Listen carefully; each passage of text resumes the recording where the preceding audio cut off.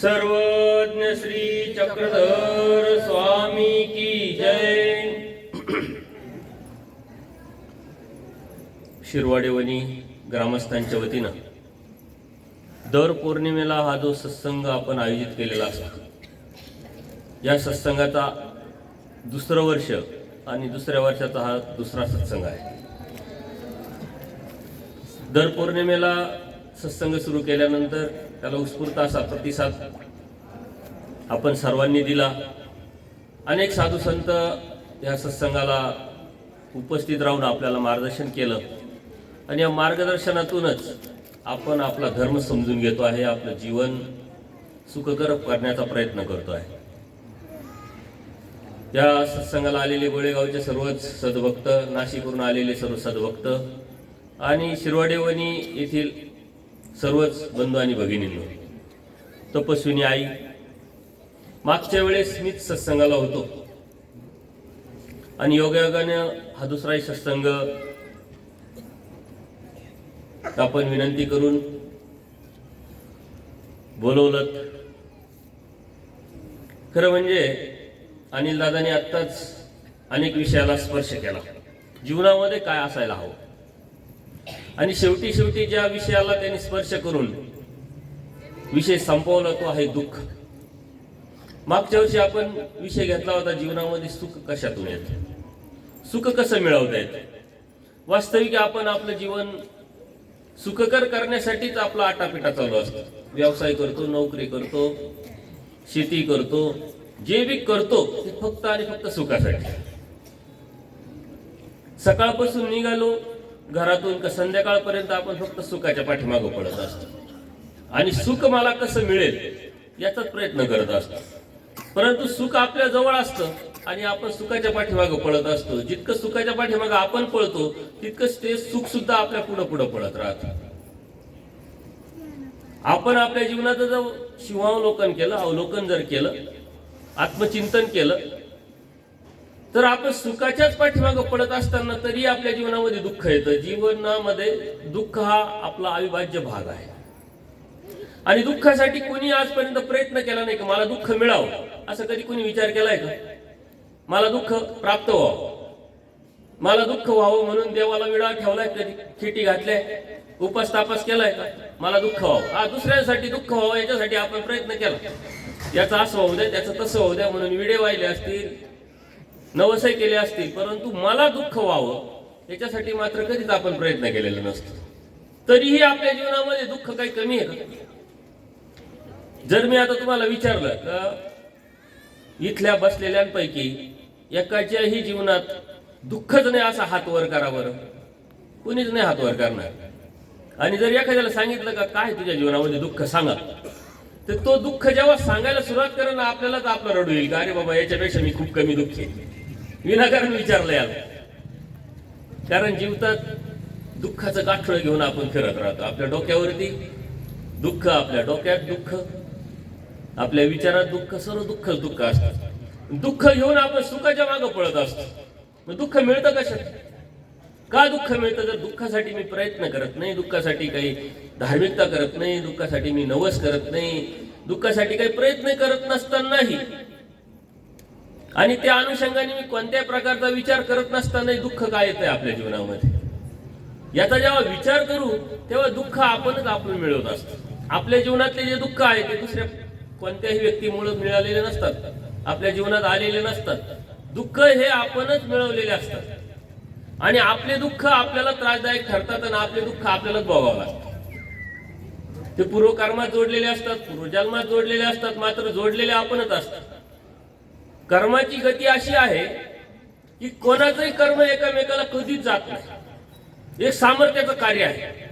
ज्यावेळेस या सृष्टीचा महासंहार होतो आणि महासंहारानंतर अनंत जीव, अनंत ब्रह्मांडातले मायेच्या तमात नेले जातात आणि तमातून परत पूर्ण सृष्टी संहाराच्या नंतर जेवढा वेळ गेला तेवढा संसरणाची वेळ येते, तेव्हा ती माया देवता परमेश्वराच्या प्रवृत्तीनं त्या जीवाला त्या ब्रह्मांडात आणि त्या कर्मफळातच घालतात। कोणतंही कर्म एकामेकाचं कधीही बदलत नाही आणि हे बदलू नये म्हणून एक सिस्टम परमेश्वराच्या प्रवृत्तीनं मायेने लावलेली आहे। तो म्हणजे आपल्याला चिकटलेला मायेचा अंश म्हणजे संलग्न न बदलण्यासाठी. बघा, आपल्या आपल्या जीवनामध्ये दुःख जे असतं ना ते आपलं आहे, आपण आपलं मिळवलेलं आहे आणि ते मिळवलेलं दुःख आपल्यालाच भोगावं लागणार. ह्या विचार जरी तुमच्या मनामध्ये आला तरी तुमच्या जीवनातले सुख 50% कमी होऊन जातात. परंतु आपण असं कधीच करत नाही, आपण दुसऱ्यावर ढकलतो. ही प्रवृत्ती आहे आपली. तुझ्यामुळे असं झालं, तुझ्यामुळे तसं झालं, तुझ्यामुळे तसं झालं, ही प्रवृत्ती आहे. वास्तविक कोणाच मुळे कोणाच्या जीवनात दुःख येत नाही, कोणाच्याच मुळे कोणाच्या जीवनात सुख पण येत नाही. निव्वळ मानसिकता असते. हे आपल्याच बाबतीत घडतंय असं नाही. परमेश्वराच्या सन्निधानात असलेले जे भक्त आहे त्यांच्या बाबतीत जर आपण विचार केला, चिंतन केलं आणि इतिहासाकडे जर डोकवलं तर आपल्या लक्षात येईल. द्वापार युगामध्ये श्रीकृष्ण महाराजांच्या सन्निधानात पांडव होते, कौरव होते, अनंत जीव होते. पांडवांच्या संदर्भात परमेश्वराची एक विशेष प्रसन्नता त्यांच्यावरती होती. ते परमेश्वराचे भक्त होते. मग ती द्रौपदी असेल, 5 पांडव असेल, रुक्मिणी माता असेल, तरी त्यांच्या जीवनामध्ये दुःख नव्हते का? त्यांच्या जीवनामध्ये अडचणी संकट नव्हते का? होते. अपमानाचे अनेक क्षण पांडवांच्या जीवनामध्ये आले, परंतु त्यांनी त्याचं दुःख कधीच केलं नाही. हे एक विशेष आहे. अपमानाचे क्षण येत असतानाही आपल्याकडून झालेली चुकी, आपण मिळवलेले कर्म आणि त्या कर्माने आपल्याला मिळालेले दुःख हे आपल्याला भोगावं लागतील. याचं दुःख न करता श्रीकृष्ण महाराज आमच्या बरोबर कसे राहतील आणि आपण श्रीकृष्ण महाराजांबरोबर कसे राहू, हा विचार करत करत त्यांनी आपलं जीवन व्यतीत केलं. आणि म्हणून पांडवांचं आपण गुणगान गातोय आज. द्रौपदी माता श्रीकृष्ण महाराजांची निश्चित भक्त. तिच्या जीवनामध्ये अनेक अडचणी आल्या, संकट आले, अपमानाचे क्षण आले, परंतु ती देवाची झाली तेव्हा मात्र त्यावरती परमेश्वरांनी सहाय्य केलं. आपल्याला देवाचं व्हावं लागेल, पण आपण होत नाही. कारण आपल्या जीवनामधले असलेलं अज्ञान, पूर्वकर्मानुसार जोडलेले जे कर्म आहे ते आपले आहे असं आपण न समजणं, आणि आजही आपल्या जीवनामध्ये अडीअडचणी, संकट आहे, प्रॉब्लेम्स आहे, फक्त आणि फक्त दुसऱ्यांमुळे आहे. मग कुटुंब असतील, भावबंध असतील, नातेवाईक असतील, मित्रमंडळी असतील किंवा गावकरी असतील. एखाद्या निवडणुकीत माणूस पडला ना तरी तो गावकऱ्यांना दोषी ठरवतो. सारं आयुष्य म्हणतो मी समाजसेवेसाठी लावलं, काम केलं, काम करूनही वरतून पैसे दिले तरी मला पाडलं. त्याच्या जीवनामध्ये दुःख. हे फक्त दुसऱ्याला क्लेम करणं, दुसऱ्यावरती ढकलणं, याच्यामुळं आपल्या जीवनामध्ये दुःख आहे. आणि हे दुःखाचं जर चिंतन केलं आणि त्यातून जर बाहेर काढण्याचा, निघण्याचा जर आपण प्रयत्न केला, तो विचारधारा जर आपण आपल्या जीवनातली बदलली तर ती एक धार्मिकता आहे. धार्मिक स्किल आहे. धार्मिकता हे ज्ञान आहे. धार्मिक एक कला आहे. जीवन सुखकर करण्याचं एक साधन आहे. परंतु सुखाचा विचार करत असताना दुःख काय येतंय त्याचा विचार करून जर त्यावर चिंतन करून त्यातून जर बाहेर पडलं तर सुख आपल्या जीवनामध्ये आपोआपच येते. कारण दुःख येणार नाही म्हणजे सुख येणार. एक तर सुख असतं किंवा दुःख असतं. या दोन्ही सावलींमध्येच आपण जगत असतो आणि ही सावली कधीच कंटिन्यू एक राहत नाही. परंतु हे सर्व आपल्या विचारावर अवलंबून आहे. विचार हे मनातून येत असतात. मनाची जी गोष्ट आहे ती बुद्धीला चिकटते आणि बुद्धी तसा विचार करून कार्य करत राहते आणि म्हणून आपल्या जीवनामध्ये सुख आणि दुःख येत राहतात. विचारावरती सुख आणि विचारावरती दुःख असतं. दुःख आपण इतकं आवडतो, परंतु दुःखासाठी कोणीच थांबत नाही. हे बी मात्र तितकंच खरं. बघा, आपल्या 4 दिवसापूर्वीच एक आपल्या महाराष्ट्रामध्ये एक दुःखद घटना घडली. दुःखद घटना अशा कितीतरी घडत राहतात, कितीतरी आपल्या आजूबाजूला घडत राहतात. आपण त्याचं दुःख करत नाही, परंतु एखादी मोठी व्यक्ती गेली का मग आपल्याला हळहळ वाटतं. आपल्या राज्याचे उपमुख्यमंत्री ऍक्सिडेंटली अचानक गेले. किती मोठा माणूस होता, किती पैसे असतील, किती इस्टेट असेल, राजकारणामध्ये किती नाव कमवलेलं असेल, ते त्यांच्या कर्माने गेले. जसं कर्म केलं, जसं करायचं केलं, प्रत्येक जण आपापलं कर्म करत राहतो. ते ठरलेलं असतं. जन्माला आलेला मनुष्य, मृत्यू तारीख ठरलेली असती, वेळ, ठिकाण सारं ठरलेलं असतं. नंतर ज्या आपण जर तरच्या गोष्टी करतो, असं झालं तर तसं व्हायला पाहिजे होतं, तसं व्हायला पाहिजे होतं, तसं जायला पाहिजे होतं. ह्या जर तरच्या गोष्टीला काही अर्थ नसतो. घटना घडून गेलेली असते. सांगण्याचं तात्पर्य थांबलं कोण? कुणी थांबलं नाही. त्या दुःखाला आवडलं कोण? कुणी आवडलं नाही. मनात ते दुःख तसंच ठेवून आपल्या जीवनाची वाटचाल परत चालू झाली. पद निर्माण झाले, कामं चालू झाले, मिटिंग चालू झाल्या, पक्षाच्या मिटिंगा चालू झाल्या, राज्याचा राज्यकारभार चालू झाला. एक दिवस सर्वांनी स्टेटस ठेवलं. आपल्या घरातली व्यक्ती गेल्यामुळं. पण तो दुसऱ्या दिवशी लगेच एका मिनिटात स्टेटस पण बदलले.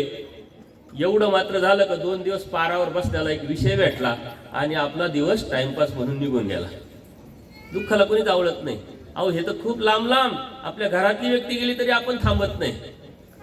दुःखाच्या पाठीमागे आपण कधीच पळत नाही आणि दुःखाला कधी पकडून ठेवत पण नाही, तरी आपल्या जीवनामध्ये दुःख असतं. मात्र हा जो विषय आहे हा अत्यंत मोठा विषय आहे आणि हा मोठा विषय शास्त्राच्याच अनुषंगाने आपण जर विचार केला तर त्याचे काही प्रमाण आपल्याला घेता येतील. इतिहासात डोकून बघितलं तर आपल्या जीवनामध्ये जे दुःख आहे ते अत्यंत नॉर्मल आहे, अत्यंत छोटे आहे. परंतु त्या विचारामध्ये जर आपण बदल केला तर तो आपोआपच त्या विचारातला बदल आपल्याला सुखाकडे घेऊन जाईल. आणि सुख मिळवायचे कशासाठी, सुख व्हायचं कशासाठी? स्वस्थता. जोपर्यंत तुम्हाला शांतता वाटत नाही तोपर्यंत तुमच्या मनामध्ये स्वस्थता निर्माण होत नाही. मानसिक स्वस्थतेची अत्यंत गरज आहे. बघा आता थंडी वाजते, थंडीचे दिवस आहेत आणि भरपूर थंडी वाजली परंतु तुम्ही ब्लँकेट पांघरलेलं नाहीये, नेहमीप्रमाणे साधासच कपडा घेतला आणि झोपले, तुम्हाला झोप लागेल का? नाही लागणार. परिस्थिती तुमच्या हातात नाहीये पण मनस्थिती तुमच्या हातात आहे, ती बदलावी लागेल तुम्हाला. पाऊस येतोय, कुठंतरी जायचं ठरलेलं आहे, घाई आहे, जाणं गरजेचं आहे आणि अचानक पाऊस चालू झाला तर तुम्ही काय करता? कॅन्सल करता का? किंवा त्या पावसाला म्हणता का अरे मला जायचं ठरलेलं आहे, आता गप्प बैस, नको पडू, जरा थांबव. तुमच्या हातात परिस्थिती नाहीये, तुमच्या हातात मात्र मनस्थिती आहे. मनस्थिती जर बदलली तर त्या परिस्थितीवर तुम्हाला मात करता येईल. ती मनस्थिती बदलणं म्हणजे काय? छत्री घेऊन तुम्ही बाहेर जाऊ शकता. 4 व्हीलर मध्ये गाडी तुम्ही ती घेऊन तुम्ही त्या कार्यक्रमाला, कामाला जाऊ शकता. किंवा 2 तास 4 तास पाऊस उघडायची वाट पाहून आपण करतो तसं. मोटरसायकल जात असताना अचानक पाऊस पडतो, आपण काय करतो? गाडी कुठंतरी आसऱ्याला लावतो, झाडाखाली लावतो, पाऊस थांबण्याची वाट पाहतो आणि ती संपली का मग पुढे जायला सुरुवात करतो. मनस्थिती आपण बदलली. घाईत आहे आपण, परंतु आलेली परिस्थिती, आलेलं संकट, त्याचा आपण विचार करतो, चिंतन करतो आणि थांबून नंतर मग पुढे जायला सुरुवात करतो. मनस्थिती बदलावं लागेल. फक्त आपल्या जीवनाची जी मनस्थिती जेव्हा तुम्ही बदलायला सुरुवात कराल तेव्हा आपोआप स्वस्थता निर्माण होईल. आणि ही स्वस्थता मानसिकतेतून निर्माण जर झाली तर तुमची बुद्धी सुद्धा स्थिर राहील. बुद्धी स्थिर राहिली का आपोआपच तुम्ही चांगला विचार करायला सुरुवात करा. आपण म्हणतो ना आता आणीला नाही तर पॉझिटिव्ह विचार करा, पॉझिटिव्ह विचार करा पॉझिटिव्ह विचार. असं होतं का? किंवा पॉझिटिव्ह विचार करण्याच्या गोळ्या भेटतात का डॉक्टरांकडे जाऊन? असं होत नसतं. आणि तसं असतं तर खूप सोपं झालं असतं आणि तो दवाखाना सर्वात जास्त चालला असता, ते डॉक्टरांची सर्वात जास्त बिझनेस झाला असता. इथं पॉझिटिव्ह विचार करण्याचे उपचार केले जातील. प्रयोग करा. तुमच्याकडे काही आलं नाही ना तरी अनेक गर्दी तुमच्याकडे येते. कारण हे सारं जग जे आहे नकारात्मक विचारांनी भरलेलं आहे म्हणून दुःखी झालं. परमेश्वराने यावरती आपल्याला तत्वज्ञान सांगितलेलं आहे, जीवनाचं मर्म सांगितलेलं आहे. तुमच्या जीवनामध्ये दुःख काय आहे हेही सांगितलेलं आहे आणि त्याचे दाखले पण दिलेले, प्रमाण पण दिलेले. एकदा स्वामी श्री चक्रधर असेच सारंग पंडिताच्या इथं जाण्यासाठी गेलेले असतात आणि अचानक महादाईसा तिथं जेव्हा येते, भेट होते, तेव्हा महादाईसाच्या लक्षात येतं की स्वामी श्री चक्रधरांचे श्री चरण त्याच्यावरती धूळ लागलेली आहे. आपण ते श्री चरण पाणी टाकून धुतले पाहिजे, चरण तीर्थ घेतलं पाहिजे. कारण महादाईसा वेदवंत होत्या, बोधवंत होत्या. देवाच्या ठिकाणी एक आपलेपण, आवडीपण होतं आणि आपल्या माणसाविषयी आपल्याला आवडीपण असतं. माहेरचा माणूस आल्यानंतर आपण बघा बाहेरनं कसं वाटतं, काय करून काय नाही, पुरणपोळी करू का, हे करू का, ते करू. आता फेसबुकवरती बऱ्याच गोष्टी येतात. 2 नवरा बायको गप्पा मारत बसलेले असतात. ती बाई अचानक निघते, तो नवरा विचारतो का तुम्ही कुठं चालली? तू कुठं चालली? अचानक नटून थटून म्हणे, कपडे घातले चांगले. नाही म्हणे बहीण आली. म्हणे बहीण आली म्हणे थांबा मीच जातो ना म्हणे. याला वाटलं तिची बहीण आहे का काय, पण ती म्हणते तुमची बहीण आहे. मग जा, गमतीचा विषय सोडून द्या. परंतु ह्या ज्या गोष्टी आहे यातून मर्म शिकायचं काय नेमकं, आपण लक्षात घ्यायचं काय? जे आपलं माणूस असतं ना त्याच्याविषयी आपल्याला आपलेपणा वाटतं आणि त्याच्याविषयी एक विचार पण येतो मनात मध्ये आणि त्या अनुषंगाने महादाईचा विचार करते. तिथं महादेवाचं मंदिर असतं, पाणी नसतं, अचानक काय करावं त्या महादेवाच्या मंदिरात गळती असते लावलेली, तिच्या मनात विकल्प येत नाही. आपल्या मनात भरपूर विकल्प येत असतो, उपदेश घेतलेला असतो, धर्माच्या गोष्टी करत असतो. एखाद्या मंदिराच्या समोर जायचं असतं तरी आपल्याला वाटते देवता येते ना आपल्या मानगुटावर बसती का काय. ती त्यांचे कार्य करतात, आपण आपलं काम करावं. आपल्या मनामध्ये अज्ञानाचं काऊर माजलेलं असतं म्हणून भीती असते म्हणून दुःख असतं, आणि दुःखाच्या ठिकाणी मन अस्थिर असतं, आणि या अस्थिर मनातून अनेक नकारात्मक विचार येत राहतात. स्थिर मन राहू द्या, स्वस्थ मन राहू द्या, नकारात्मक विचार करत नाहीत. ते सदृढ असतं, स्ट्रॉंग असतं. ते विचार करतं, चिंतन करतं, योग्य निर्णय घेतं, आणि योग्य निर्णय घेतल्यानंतर त्याच्या जीवनामध्ये दुःखाचा जो तीव्रता असते ती पण कमी असते. महादाईसा ते गळतीचं पाणी आणतं, स्वामी श्रीचक्रांच्या श्रीचरणावरती पाणी टाकते, चरण तीर्थ घेते. तिचे पूर्वश्रमी जे दादोस असतात सर्व बसलेले असतात, ते बघतात, विषय संपलेला असतो तिथे. परंतु ज्यावेळी ते बिडारावरती जातात तेव्हा ते दादूस तिला काय सांगतात की तू आंघोळ केली का म्हटले. कारण त्यावेळीची परिस्थिती खूप वेगळी होती. आजही त्या जातीयतेच्या जाखणात आपण अडकलेलो आहे कुठं ना कुठं, कधी ना कधी, कशामध्ये तरी. कारण समाज व्यवस्था आहे, सृष्टी व्यवस्था आहे, त्याचा पगडा आपल्या डोक्यामध्ये आलेला असतो. तर त्यावेळीची परिस्थिती काय असेल. दादूस म्हणतात तू आंघोळ केली का. ते म्हणे मी सकाळी केली. म्हणे नाही परत कर म्हटले. म्हणजे का परत करायचे. म्हणे तू गुरुवाचं पाणी पिली. कारण गुरु म्हणजे पुजारी, त्या पुजाऱ्याने ते पाणी टाकलेलं होतं आणि ते पाणी तू पिली. महादेशा म्हणते मी गुरुवाचं थोडी पाणी पिली, मी चरणतीर्थ घेतलं. स्वामी श्री चक्ररांच्या पायावर लागलेलं ते चरणतीर्थ मी घेतलं. आणि जर तसं काही चुकीचं असतं तर देवाने मला मांडलं असतं, सांगितलं असतं. म्हणजे देवाला काय पडलंय, हा जीव नरकात गेला काय, दुःखात गेला काय, स्वर्गात गेला का, काय फरक पडतो म्हटले देवाला. तिला आश्चर्य वाटले की असं कसं काय तुम्ही म्हणता. अहो देव हा जीवाचा हितक्ष आहे. या जीवासाठी परमेश्वराने सृष्टी निर्माण करून स्वतः अवतार घेतलाय, तत्वज्ञान सांगितलंय, बोध दिलाय, आणि त्याला आनंद द्यायचं मिशन त्याने स्वीकारलंय. आणि तुम्ही म्हणता विशाल खुशाल की बाबा हा जीव नरकात गेला काय, दुःखात गेला का, काय देवाला पडलंय. ते परिहार देतात. काय परिहार देतात म्हटले. अहो तुम्हाला माहित नाही, श्रीकृष्ण महाराज होते, त्यांच्या समोर त्यांचे पूर्वज होते, त्यांचे पुढची पिढीतले यादव होते, ते त्यांच्या समोर झुंजून मेले, नरकात गेले म्हटले. हा तर इतिहास आहे म्हटले. मग त्यावेळी श्रीकृष्ण महाराज काय परमेश्वर नव्हते का म्हटले. परमेश्वराच्या समोर त्यांचेच नातेवाईक नरकात गेले, दुःखात गेले, आणि तू म्हणते परमेश्वराला काय पडलंय, असं कसं म्हणते. तर परमेश्वराला काही फरक नाही पडत म्हटले. आणि मग तिलाही ते पटतं की अरे बरोबर आहे, परिहार दिला, प्रमाण दिले, आणि मग तिला राहवलं नाही. ती म्हणते असं माझ्या बुद्धीला अजिबात पटत नाही, परंतु तुम्ही म्हणता ते बी खरंच आहे, हा इतिहास आहे. आणि म्हणून देवाला, वास्तविक देवाचा आरामाची वेळ आहे दुपारची, पोट घेतलेल्या देवाने, परंतु तरीही देवाच्या बिडारावरती जाते. आता देव सर्वज्ञ, देव बाईसाला म्हणतात बाई बाहेर कोण आले बघा. पण यावेळेस कोण येणार आहे देवा. नाही हाय बघा म्हणे. बघता तर बाई महादाईसा बसेल उभी आहे. म्हणे रुपी आली. म्हणे महादाईसाचं नाव पहिले नाही. म्हणे महादाईसा आली. म्हणे बोलवा तिला. आल्यानंतर देवाला ती दंडोत घालते, आणि देवाला दंडोत घातल्यानंतर देवाला ती डायरेक्टच विचारते, अजिबात आडपडदा नाही. म्हणले का हो देवा, हा जीव नरकात गेला काय, दुःखात गेला काय, ह्या देवाला काही पडलं नाही का. देवाला आश्चर्य वाटतं का. तर देवाला माहितच आहे, परंतु आश्चर्य वाटतं की हा काय प्रकार आहे, कसं काय विचारते अशी डायरेक्ट. ज्याच्यासाठी मी सर्व उपद्याप केला, आणि त्या जीवाचा मी विचार करतोय क्षणोक्षणी, पावलोपावली सगळं जीवाचं चिंतन, ते बी कंटिन्युटी, कोणत्या प्रकारचा खंड नाही. आणि म्हणते जीव गेला नरकात दुःखात काय फरक पडणार. म्हणजे असं कोण म्हणतं. म्हटले दादूच म्हटले असं असं त्यांनी म्हटलं. म्हटले तिथं तो कोण होता माझा. म्हटले कोण कुठला होता, कोण कोणाचा होता, कोण कोणाचा होता. माझा जो एक अर्जुन होता, त्या अर्जुनाच्या केसालाही धक्का लागला नाही. म्हटले जर यदा काही धक्का लागला असता तर मी एक ब्रह्मांड दुसऱ्या ब्रह्मांडावर क्रॅश केला असता. म्हटले जो माझा आहे त्याच्या केसाला धक्का लागणार नाही. म्हटले आणि मग महादाईचा परत प्रश्न विचारते, हे तर सारे तुमचेच होते ना, ज्यांना आपण आपलं आपलं म्हणतो. हे सर्वात मोठं आपलं अज्ञान असतं. या भ्रमातून जोपर्यंत आपण निघत नाही तोपर्यंत आपल्या जीवनातले दुःख जीवनातून जातच नाही. हा भ्रम आहे. इथं प्रत्येक जीव हा स्वतंत्र आहे. प्रत्येक जीव स्वतंत्रतेने आपापले कर्म घेऊन आलेला आहे. प्रत्येक जीव आपापल्या कर्माने जगतो आहे. प्रत्येक जीव आपापल्या कर्माने सुखी आहे, कर्माने दुःखी आहे. फक्त आपण आपले त्याच्याबरोबर ऋणानुबंध संबंध असल्यामुळे आपण अटॅच आहे. ज्यावेळेस असा विचार कराल तेव्हा तुमच्या जीवनातले 50% काय 75% दुःख जातील.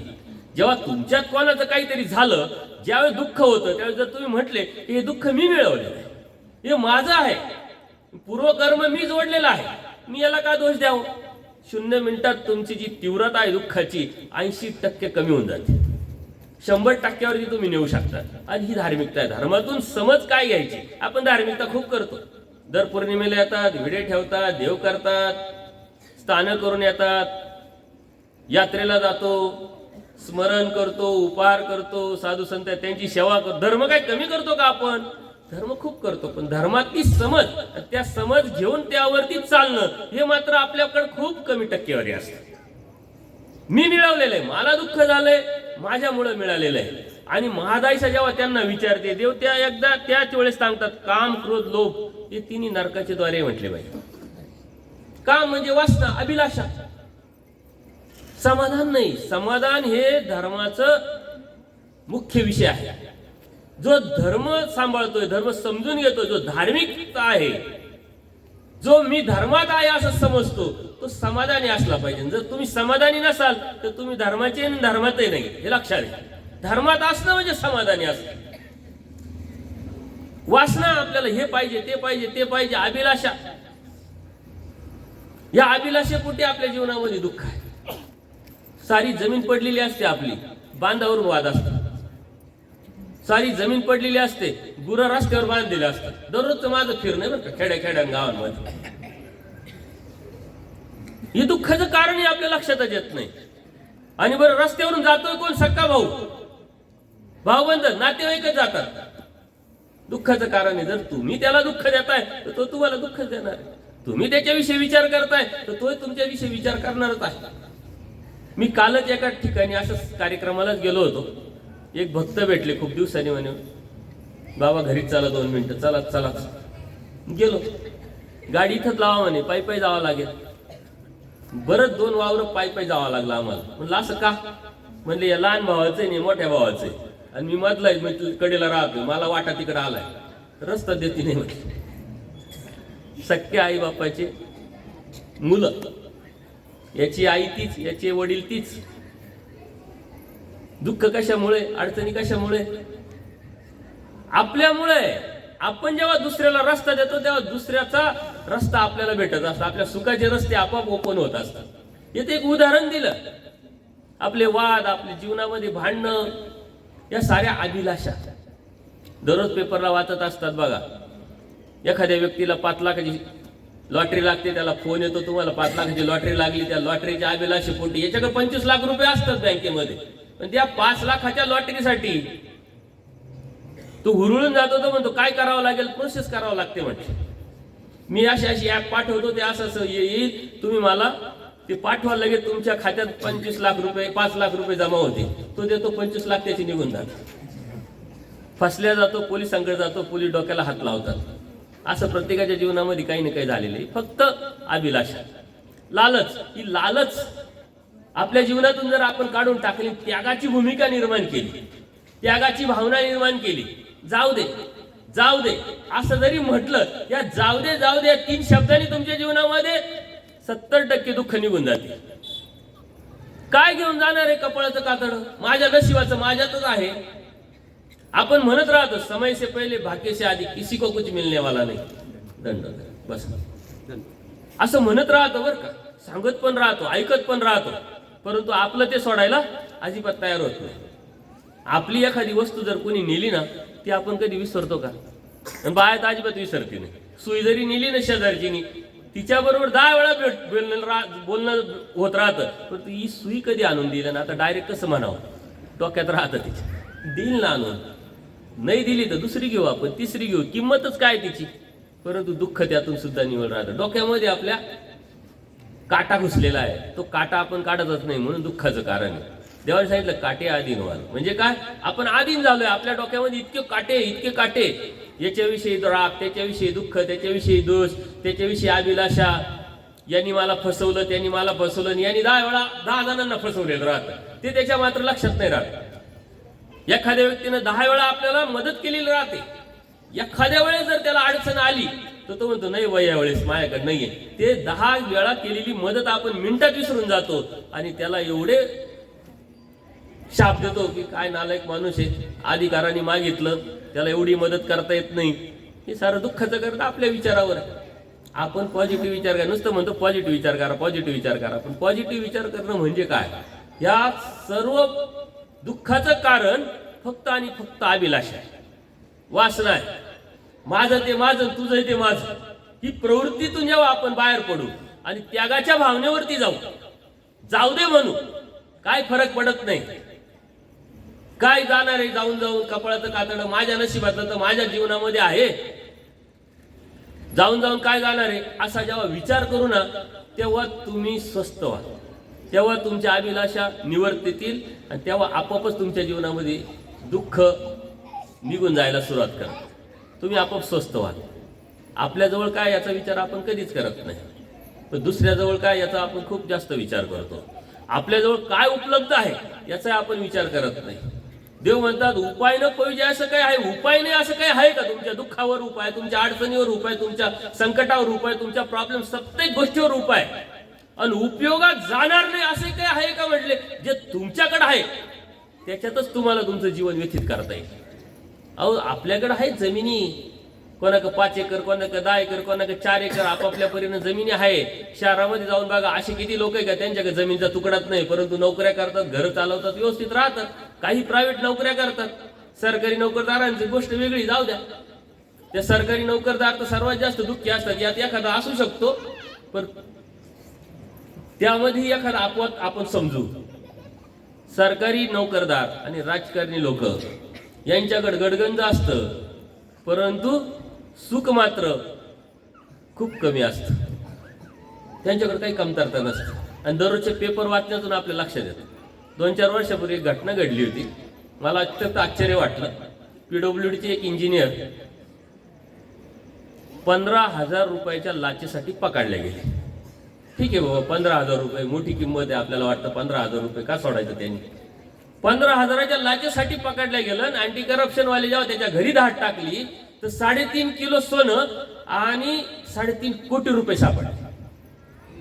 म्हणजे 3.5 कोटी रुपये, 3.5 किलो सोनं असताना 15,000 रुपये घेण्याची अभिलाषा त्याच्यामध्ये निर्माण होते. याचा अर्थ त्याच्या जीवनामध्ये किती मोठं असमाधान असेल याचा विचार करा.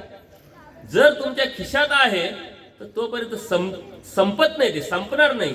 तोपर्यंत तुम्ही सुखी तरी असले पाहिजे. आहे ना, आता संपल्यानंतर बघू आपण, आता ह्या मिनिटाला आहे ना, संपल्यानंतर बघू आपण. याचा जर आपण विचार करत राहिलो तर आपल्या जीवनामध्ये दुःखच दुःख येणार. एक राजा असतो, राजा. आता प्रत्येकाला अभिलाषा असते, प्रत्येकाला उत्सुकता असते आपल्या जीवनामध्ये, पुढं काय पुढं काय. म्हणून ज्योतिषशास्त्र जोरात चालतं. त्यांना काहीच कळत नाही, त्यांना काहीच माहित नाही. अहो तुम्ही सर्वसामान्य माणसं, आपण कोणी, तुम्ही घ्या मी घ्या, आपल्याला आपल्या जीवनामध्ये उत्सुकता आहे. ज्यांच्याकडे गडगंज पैसा आहे त्यांनी तर ज्योतिषशास्त्रवाला एखादा ठेवलाच पाहिजे. उठ बाबा सकाळी, मी आता 5ला निघालोय, माझ्या दिवसभरात जीवनामध्ये काय काय होणार, काय काय टाळायचं, काय काय सांभाळायचे मला सांग. तसं जर असतं तर कोणाचा ऍक्सिडेंट झाला असता का? 4 दिवसापूर्वी तो ऍक्सिडेंट झाला असता का? त्यांच्याकडे काही पैसे कमी आहे का? त्या राजाकडे सुद्धा पूर्वी राजे राजवाडे जे असायचे ते त्यांचे गुरु वगैरे ठेवायचे. त्या राजाला सतत हुकी येते आणि तो सांगतो की बघू आपण आपल्या भविष्याविषयी विचारून बघू. आणि तो त्याला विचारतो की म्हणे माझं काहीतरी भविष्य सांग. आता राजा आहे, राजाची स्तुती करणं त्याला माहिती आहे, स्तुती तर करावंच लागेल, जे आहे ते बी खरं सांगावं लागेल. तो बोलता बोलता म्हणतो, राजा तुम्ही इतके कर्तृत्ववान आहात, सगळीकडे 4 दिशेला तुमचं पराक्रमाची जी बी पराक्रम तुम्ही करत आहात, सगळीकडे तुमची वाह होते, स्तुती करताय, तुम्ही असे आहे, तुम्ही तसे आहे, आणि तुमच्याकडे इतकं गडगंज आहे, इतकं गडगंज येणार आहे का 7 पिढ्या बसून खातील म्हटलं. खुश होतो तो, म्हणतो काय हरकत नाही, चला काय हरकत नाही. तो ज्योतिषशास्त्रावाला जो बी त्याचा गुरु आहे तो जातो त्याच्या घरी. राजा आपल्या घरी येतो, जेवण करतो, झोपतो आणि खुश होतो. खुश होता होता सहजच विचार करतो, चला यांनी आपल्याला सांगितलंय तर 7 पिढ्या खातील, 8व्या पिढीचं काय, त्या 8व्या पिढीचं मला कोसतील. हा राजा काय उपयोगाचा. त्याला दुःख सुरुवात झालं, रात्रभर त्याची तळमळत गेली आणि सकाळी लगेच प्रधानमंत्र्याला काय सांगितलं का, पहिली त्यांना घेऊन ये म्हटले. घेऊन ये म्हटले. आल्यानंतर त्याला बोलवणं आलं, त्याला आलं काय गडबड आहे, त्याला वाटलं काल जरा जास्त स्तुती झालेली आहे, राजा खुश झाला, असं काहीतरी बक्षीस भेटलं आपल्याला, चला. तो बी आला तयार हो. आल्यानंतर तो काय म्हणे, गुरुजी तुम्ही तर मला सांगितलं माझ्याकडे भरपूर आहे, 7 पिढ्या बसून खातील आणि 8व्या पिढीचं काय म्हटलं, ते तर मला नावं ठेवतील, ते तर मला पोचतील, मग माझ्या राजेपणाचा उपयोग काय, माझ्या इस्टेटीचा उपयोग काय, माझ्या मोठेपणाचा उपयोग काय. आता त्याच्या पानात प्रश्न आला, अरे काय करायचं आता, हा राजा काही वेडाय म्हणता येणार नाही, मूर्ख म्हणता येणार नाही, अतिशहाणा आहे म्हणताच येणार नाही, याच्यावर उपाय सांगावं लागेल याला, आणि उपायने सांगितलं तर मग माझी काही खैर नाही म्हटली. तो म्हणले, राजा मी तुम्हाला सांगतो उपाय, म्हणे मला वेळ द्या थोडासा, 1-2 तास. ठीक आहे चल, 1-2 तास काय, दिवस काढ, उद्या सकाळी पण उपाय सांग म्हटलं. 8वी पिढी सुद्धा उपाशी राहिली नाही पाहिजे माझी, 8वी पिढी काय 9वी पिढी सुद्धा माझ्या नावावरच चालली पाहिजे. तो दुसऱ्या दिवशी येतो, उपाय सापडला म्हणजे राजा. काय उपाय म्हणे, सांग म्हणे, मी लगेच करून टाकतो, आपल्याला काय अडचण आहे म्हणे. काय नाही, आपल्या राजवाड्यामध्ये राजाच्या आपल्या ज्या प्रजेमध्ये गावाच्या बाहेर एक म्हातारी राहते म्हणे, गरीबी म्हातारी आपली आपली झोपडी टाकून राहते म्हणे, आपलं जीवन व्यतीत करते. तिनं जर तुमचं काही स्वीकारलं, म्हणजे काय स्वीकारलं, म्हणजे मीठ मिरची तेल असं काहीतरी थोडासा किराणा 1-2 दिवसासाठी तिचं होईल अशा पद्धतीनं जर स्वीकारलं, तर मात्र तुमची 8वी पिढी बसून खाईल 100%. 8वी काय 10वी खाईल, 9वी खाईल म्हणजे तिनं स्वीकारलं पाहिजे म्हणजे. आता त्यांनी काही केलेलं असेल तिच्या त्या म्हातारीचं, त्यांनी काय ऐकलेलं असेल, ती निष्ठुर असेल, तिची साधना असेल, काय असेल ते असेल, आयडिया दिली म्हणे, यात सोपं आहे. लगेच मंत्रिमंडळातला मंत्री बोलवतो, नाही, याच्यात एक आहे म्हणले उपाय, प्रॉब्लेम तुमचा आहे, तुमच्या नशिबाचा आहे, तुमच्या कर्माचा आहे, तुम्हाला करावं लागेल म्हणे. काय करावं लागेल, तुम्हाला घेऊन जावं लागेल मीठ मिरची तेल काय असेल ते, आणि तुम्हाला विनंती करून ते म्हातारीला द्यावं लागेल म्हणे. असं म्हणे, ठीक आहे काय हरकत नाही. आता 8व्या पिढी जर बसून खात असेल, त्याच्यासाठी मला जाणं काम आहे, माझ्या कर्माचा जर फॉल्ट आहे तर मलाच उपाय करावा लागणार आहे. तो पण राजा काही मीठ घेतो, मिरची घेतो, तेल घेतो, किराणाचं थोडं सामान घेतो, आणि तो जातो त्या म्हातारीकडे. म्हातारी बसलेली असते मस्तपैकी निवांत आपलं स्मरण चिंतन करत. म्हणे, आई मी राजा या राज्याचा. म्हणे, बरं चांगले झाले, काय म्हणे इकडे येण्याचे काय कारण. काही नाही म्हणे, तुला थोडंसं किराणा घेऊन आलोय, ते घेऊन टाक. नाही म्हणे, मला काही नको म्हणे, झालं माझं आजचं म्हणे, मला काही नको, अगं घे म्हणे, उद्या लागल परवा लागल म्हणे, माझा देव समर्थ आहे, उद्याचा परवा कायला विचार करू म्हणे. त्या राजाला आश्चर्य वाटलं. तो म्हणतो ठीक आहे जाऊ द्या. परत आला रिटर्न, परंतु आता गुरुनी काय सांगितलेलं हे म्हातारीनं स्वीकारलं पाहिजे, त्याच्यावरचा उपायच तोय, उद्या जाऊ म्हणे. उद्या गेला, उद्या म्हातारी तेच उत्तर देते, परवा गेला म्हातारी तेच उत्तर देते. 3 दिवस झाले, 4 दिवस झाले, 8 दिवस झाले, हा घ्यायचा किराणा, आणि ती म्हातारी काय सांगायची, राजे तुम्ही लेट झाले, आता ज्याकाने आणून दिलं, माझा आजचा दिवसचं भागला, आता उद्याचा मी विचार नाही करत, उद्या माझा देव. दरवेळेस असं होत असताना 8 दिवस होतं, आणि मग राजा विचार करायला लागतो की अरे काय प्रकार आहे. आणि हा गुरुजी ते वाट पाहत असतात का राजाला कधी अक्कल येईल, तो कधी समजेल, कधी त्याला समज येईल. आणि मग 8व्या दिवशी त्याची टूप पेटते का ही म्हातारी उद्याचा विचार करत नाही, आपण 8व्या पिढीचा विचार करतोय. आपल्या जीवनामध्ये आपण कितीचा विचार करतोय, कोणाचा विचार करतोय, कशाचा विचार करतोय, याच्यावरती आपल्या जीवनातले दुःख बाहेर जात असतात. आपण विचार कमी करतो का, आपल्या पोरांचं काय होईल, त्या पोरांच्या पोरांचं काय होईल, त्या पोरांच्या पोरांचं काय होईल, आणि ते आपले नसतातच. एकदा का नाताला शाळेत घालायची वेळ आली का तेव्हा ते आहो तुम्ही काही कळतं का, गप्प बसा, तुमचे दिवस संपले. शाळेत घालायचं नातायला तरी ते आपल्याला विचार करते नाही. त्यांच्या लग्नाचा विचार करणारे माणसं माझ्या कॉन्टॅक्ट मध्ये आहे. काय होईल ना यांना कोण विचारतं म्हटले, आम्हाला ओळखतात, आमच्या ओळखीने पोरार पोरींचे लग्न होणारे म्हटले. जेव्हा वेळ येते तेव्हा म्हातारीला माहीतच नाही राहत. भाऊ पण सांगेल राहत्या नातीचं लग्न जमलं वाटतं, काय कोणाच्या म्हणे, तुमच्या. अरे मला माहित नाही. आपल्या जीवनातले दुःख आपण मिळवलेले असतात. देवाने सांगितलंय शेवटी तरी त्याचा विचार करा. शेवट म्हणजे काय, मृत्यूच्या दरवाजात पडलेला शेवट नाही, तुमच्या जबाबदारीचा शेवट. तुमची जबाबदारी जेव्हा संपेल तो तुमच्या जीवनातला शेवट असेल. तुमची जबाबदारी कुठपर्यंत? मुलांच्या लग्नापर्यंत. तुम्ही तुमच्या मुलांचे लग्न केले ते त्यांच्या मुलांचे लग्न करतील. तुम्ही तुमच्या आई वडिलांना विचारून तुमच्या मुलांचं काही केलं का? नाही. आपण जर विचारलं नाही आपल्या आई बापांना तर त्यांनी आपल्याला काय विचारावं? हा शेवट आपल्याला समजला पाहिजे. अभिलाषेत अटकलेलो आहे आपण. क्रोध, राग, मिनिटाला, क्षणाला रागाच्या भरात तुम्हाला माहित नाही, तुम्ही थोडेसे डोळे उघडे ठेवून जर जीवन जगले, त्या रागाचा परिणाम काय काय होत असतो हे अनेक गोष्टीतून आपल्याला कळतं. जेव्हा तुम्ही जेलच्या काही लोकांच्या सुटून आल्यानंतर, जामिनावर आल्यानंतर कळत न कळत त्यांच्याकडून रागाच्या भरात काही घटना घडलेली असते आणि नंतर त्यांच्या काही मुलाखती येत राहतात. सिव्हिल हॉस्पिटलला जाऊन बघा, रागाच्या भरात कळत न कळत अशी एखादी घटना घडते, त्यांचं सारं जीवन उद्ध्वस्त होऊन जातं. आपल्या जीवनामध्ये राग हे अस्वस्थ निर्माण करणार आहे. राग येतो आपल्याला, पण आपला राग कधीच येत नाही आपल्याला, कारण आपली चुकी आपल्याला कधीच कळत नाही. आपल्याला दुसऱ्याचा राग येतो, दुसऱ्याविषयी राग वाटतो. आपली जबाबदारी, आपलं कर्तव्य, आपली ड्युटी याचा विचार न करता आपण दुसऱ्याचा राग करत असतो. याने असं केलं पाहिजे, त्यांनी तसं केलं पाहिजे, याने असं करायला नव्हतं पाहिजे, त्यांनी तसं बोलायला नव्हतं पाहिजे, तिनं असं विचार करायला नव्हता पाहिजे, तिने असं बोलायला नव्हतं पाहिजे, ती जवळून गेली तर मला बोललीच नाही, मला दंडोदच घातला नाही, मग ती नाही बोलली तर तू बोल, बात खतम, विषय मिटला. परंतु आपण दिवसभर आपल्या डोक्यात ते राहतं. लग्नात गेले आणि तिनं माझ्या पाहिलं तर न पाहिलं, लग्नात गेले त्यांनी माझ्या नमस्कारच नाही घातला. अरे मग तोच विचार करेल ना.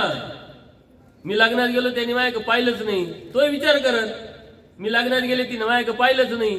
जो विचार तुम्ही करता तोच विचार ती करत राहते, तो करत राहतो. सेम टू सेम चालू असतं दुसरी बाजूनी. आपण अध्यात्माच्या रस्त्यावरती जात असताना सेम टू सेम नसलं पाहिजे. आपण डिफरंट आहोत, आपण वेगळे आहोत, आपल्याला बोध झालाय, आपला धर्म कळतोय, आपण दर महिन्याला सत्संग ऐकतोय.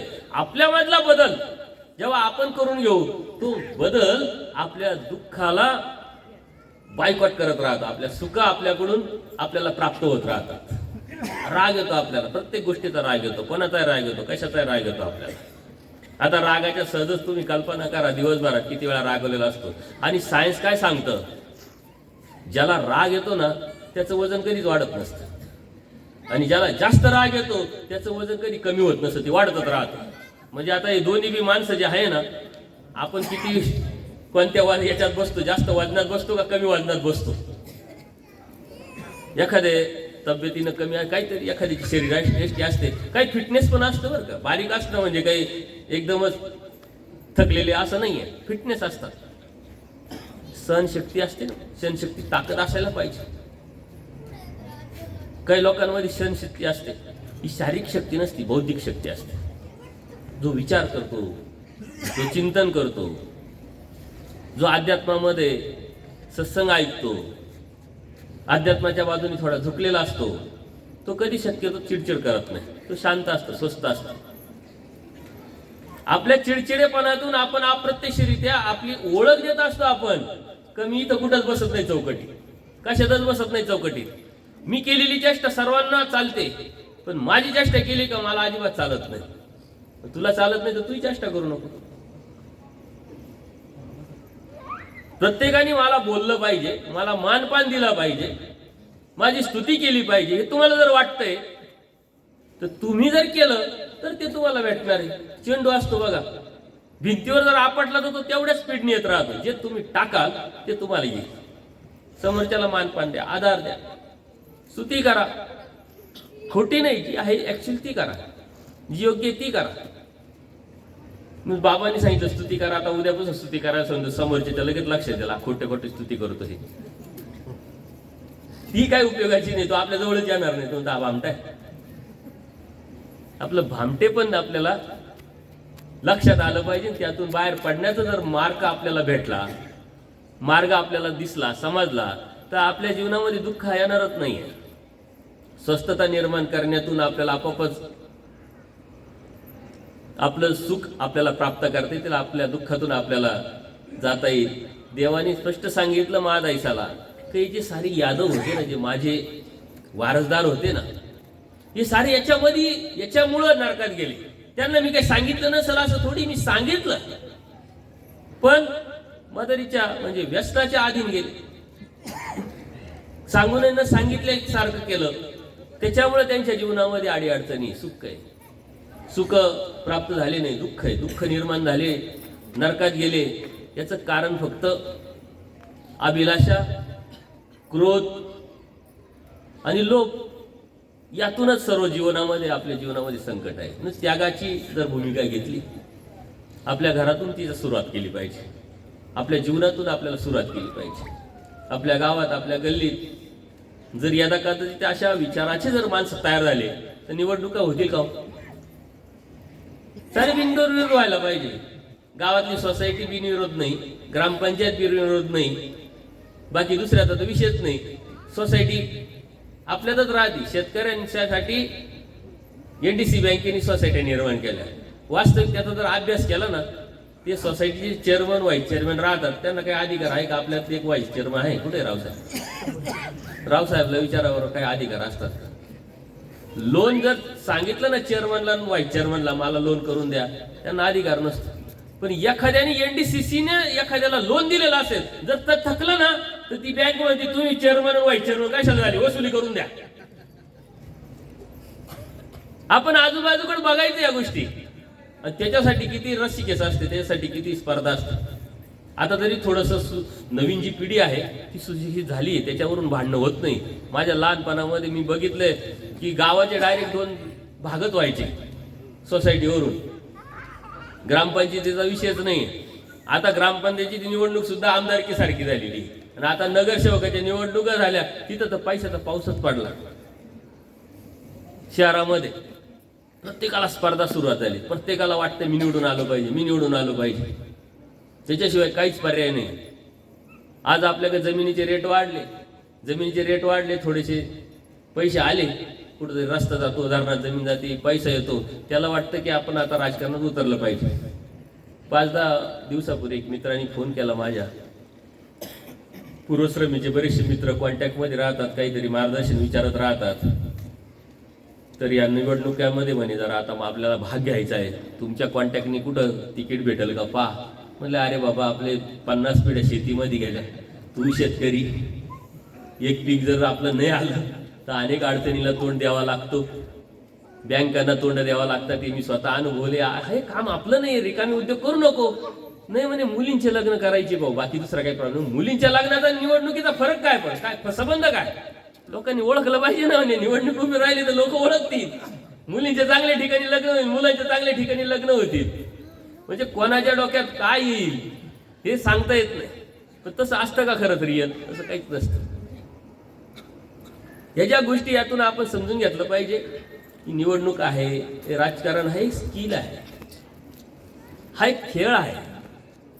हुशार लोक ते खेळतात आणि आपल्यासारखे अज्ञान मूर्ख लोक त्याच्यावर गप्पा मारत बसतात. काही घेणं देणं नसतं. राजकारणाचा आपला संबंध नसतो, अन्य वार्ता करतो, त्याच्या दुःखात आपण दुःखी होऊन जातो आणि कितीतरी अडचणी निर्माण होतो. खरंच जर संपर्क असेल, संबंध असेल तर त्याचा परिणाम आपल्यावर होत राहतो. ना आपल्या जीवनामध्ये आपण कसा विचार करतो आणि या समाजाच्या जीवनामध्ये, समाजात राहत असताना आपण त्या समाजातले कोण आहोत, त्या समाजाचा आपल्यावरती काय परिणाम होतोय, तो घटक म्हणून आपण आपली निवड जेव्हा आपण करतो त्यावेळेस आपल्याला कधी स्वीकारले नसतं, आपण दुसऱ्याला स्वीकारलेलं असतं. दुसऱ्याला स्वीकारतो त्याच वेळेस नक्की आपण दुःखाला आमंत्रण दिलेलं असतं. माझ्याकडे काय आहे याच्यापेक्षा याच्याकडे काय आहे, माझ्याकडे काय याचं कधीच लक्ष जात नाही.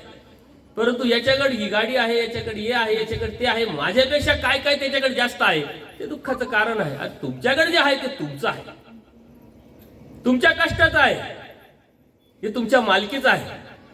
यातून तुम्हाला सुख प्राप्त होईल. एक नामांकित नाशिकचे वकील आहे, मित्रच आहे, ते एकदा सहजच भेटले. म्हणजे आजकाल आहे ना, मी खूप डिस्टर्ब झालो. पैसा भरपूर, वकिली चांगली चालू आहे, स्पेशालिटी आहे, बिझनेस मोठा आहे, ऑफिस आहे, हाताखाली 5-6 वकील ज्युनियर. आपल्यासारख्याला वाटतं यांना काही प्रॉब्लेम नसतो, सर्वात जास्त त्यांनाच प्रॉब्लेम असतो, जे दिसतं तसं नसतं. म्हणले आजकाल मी खूप डिस्टर्ब झालो. आणि काय झालं? म्हणजे माझे जे बी नातेवाईक येतात, मित्र येतात, मिसेस येतो, मेवना येते, ते ना म्हणजे धीरूभाई अंबानीचे आत्मचरित्राचं पुस्तक मला वाचायला देतात. मित्तलचं पुस्तक आणून देतात, टाटा रतनजी टाटा यांचं पुस्तक आणून देतात. त्यांना असं का करतात? ते माझ्याकडून अपेक्षा करतात की हे पुस्तक वाचा आणि तुम्ही याच्यापेक्षा मोठे व्हा. हे कसे सक्सेस झाले बघा. त्याच्यामुळे मी डिस्टर्ब होतो. मी वाचलं म्हणे ते. आतापर्यंत तुम्ही इथपर्यंत येईपर्यंत तुम्ही आज जे वकील नामांकित झालात, सक्सेस झालात तुमच्या अनुषंगाने, अडचणीतून गरिबीतून खेड्यातला मुलगा वकील होऊन नाशिकला येतो, ऑफिस थाटतो, सर्व काही व्यवस्थित आहे. हे करताना अगोदर कोणते कोणते पुस्तकं वाचले, त्या पुस्तकातून तुम्ही प्रेरणा घेऊन इथपर्यंत आले एवढं सांगा. म्हणे काही नसत नाही वाचले. तुमचे सक्सेस आहे तुमच्यामुळे की यांच्यामुळे? प्रत्येकाचं लाईफ वेगळं आहे. जेव्हा दुसऱ्याची प्रेरणा घेऊ शकता तुम्ही, दुसऱ्याची बरोबर जेव्हा तुम्ही तुमची तुलना करता तेव्हा तुमच्या जीवनामध्ये दुःख यायला सुरुवात होते. तुलना नाही करायची, आपली दुसऱ्याविषयी करायची नाही, दुसऱ्याची आपल्या बरोबर करायची नाहीये. प्रत्येक हा जीव हा स्वतंत्र आहे, वेगळा आहे. कधीच परमेश्वराने सुद्धा तुलना केली नाही. माईम भटांना माईम भटां पद्धतीनं सत्संग घेऊन त्यांना समजावलं, बोध दिला. आचार्यांना आचार्यांच्या पद्धतीनं, बाईसांना बाईसांच्या पद्धतीनं, मासांना महादाईसाच्या पद्धतीनं, औसांना औसांच्या पद्धतीनं. प्रत्येक जणाची स्वतंत्रता वेगळी असल्यामुळे परमेश्वरांनी प्रत्येकाला वेगळ्या पद्धतीने हँडल केलेलं आहे. आपण काय केलंय? आपण आपल्याला स्वीकारलेलं आहे, आपण दुसऱ्याला स्वीकारलेलं आहे. दुसऱ्याच्या अडीअडचणी आपण आपल्या समजतो. आपण अत्यंत भावनिक झालो, आपण प्रॅक्टिकल जीवन जगत नाही. तुम्ही टीव्ही मध्ये मालिका बघतात बघा, या मालिकांचा किती बायांवरती परिणाम झालेला असतो. ती मालिका अशा मिनिटाला अशा क्षणाला थांबवलेली असते की बाई रात्रभर विचार करते का उद्या काय उद्या काय उद्या काय. त्याच्यामुळे आजारी निर्माण झाले, बीपी शुगर आली या बायांना. एक मित्र आहे माझे डॉक्टर, ते म्हटले बायांचा आजकाल एकच प्रॉब्लेम आहे, कसं तरी होतंय, बाकी काही दुसरं आजारच नाही म्हटले बायांचं, कसं तरी होतंय. असे पेशंट खूप येतात. म्हणले मग हे कसं तरी होण्यावर काय उपाय करतात? म्हणले काहीच उपाय नाही करत. त्यांना सांगतो मालिका पाहणं बंद करा. ते मालिकांचं ते पुढचा उत्सुकता, पुढचं ताण, उद्याची उत्सुकता, उद्याचा हा एपिसोड बघितलाच पाहिजे, अशा पद्धतीने त्यांनी ते सेटअप केलेलं असतं म्हटलं. आणि तोच विचार करत राहतात. ते मालिकेतले पात्र रडायला लागले की बाहेर रडायला लागतात, हसायला लागले हसायला लागतात. 4 दिवसभर तिथं असते, काय झालं काय झालं काय झालं. यदा कदाचित काही कामामुळे तुम्ही बाहेर जर गेले तर तुमची नजर सरळ असते, काय झालं कालच्या एपिसोड मध्ये, काय झालं एपिसोड मध्ये. काही काही मालिका किती किती वर्ष चालतात, 10 वर्ष 15 वर्ष 20 वर्ष.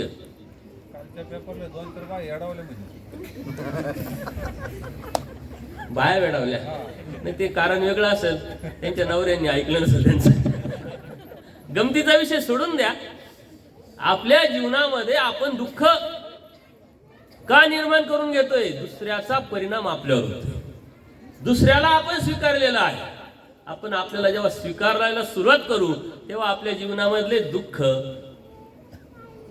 100% निघून जाते. आपण स्वस्थ होऊ, शांत होऊ. जेव्हा स्वस्थ व्हाल, शांतता व्हाल, तेव्हा तुम्ही केलेली एक गाठी सुद्धा परमेश्वरापर्यंत पोहोचेल.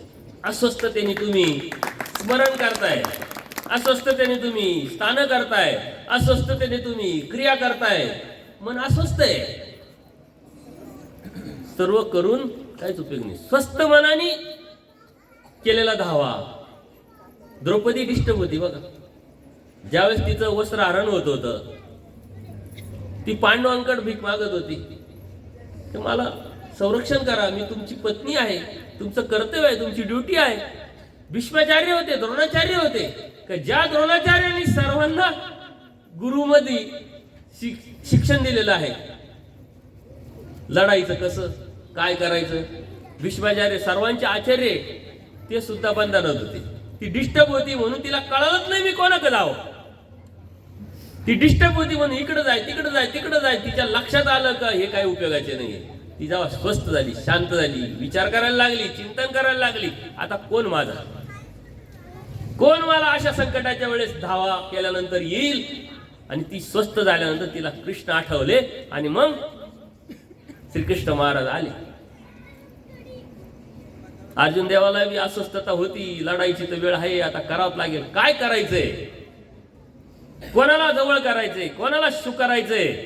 त्यांनी श्रीकृष्ण महाराज स्वीकारले. जो अस्वस्थ माणूस असतो, जो डिस्टर्ब माणूस असतो, त्यांनी काय केलं, पांडवांनी श्रीकृष्ण महाराज मागवले, एकटे श्रीकृष्ण महाराज. ते म्हटले शस्त्र हातात घेणार नाही. 4 गोष्टी सांग्या. एकीकडे सारं सैन्य, एकीकडे श्रीकृष्ण महाराज जे डिस्टर्ब होते. त्यांनी कौरवांनी काय केलं, कौरवांच्या मोठ्या भावानी दुर्योधनाने म्हणले तुला घेऊन काय करू, सारे सैन्य. स्वस्थता असेल तर परमेश्वर भक्ती करता येईल तुम्हाला, अन्यथा काय उपयोग नाही आहे. या गोष्टीतून जेव्हा तुम्ही बाहेर पडाल तेव्हा दुःखातून आपोआपच बाहेर पडाल. परत आपण जामीन होतो दुसऱ्याला, कोणाला तरी निमित्त होतो. या निमित्तातून एक करी तया नरक, धरी तया नरक, एक एकाशी दे तया नरक. स्वामी श्री चक्र डोमेग्रामला असतात. मठामध्ये असल्यानंतर समोरच एक वाडा असतो ब्राह्मणाचा, तिथं दरोडा पडतो, आवाज यायला लागतो. स्वामी म्हणतात आचार्यांना, जा वरती बघा काय आहे. आता देवाला माहिती, आचार्याने फक्त बघायला लावलं. पण आचार्य पूर्वी श्रमाचे दरोडे खोरत होते. त्यांना ती आठवण आली आणि ते बळी रे बळी जोरात ओरडत येतात. त्यांना माहिती दरोडा पडलाय. आणि त्या दरोड्याकारांना काय वाटलं की अरे बाहेर यांचे माणसं कुणीतरी आहे. परंतु त्यात एक शब्दवेदी होता, म्हणजे शब्दाचा आवाज ऐकल्याबरोबर बाण सोडणारा. त्यांनी त्या शब्दाच्या अनुषंगाने बाण सोडला, आचार्यांच्या कानापासून गेला. ते वाचले. ते बाण तिथं पडलेला होता. दुसऱ्या दिवशी ज्यांचं कोणाचा व्यापार असेल साफसफाई करायला, महादाईसा वगैरे, त्या गेल्या. तो बाण पाहिला, तिला वाटलं बाण इथं कसा पडलाय.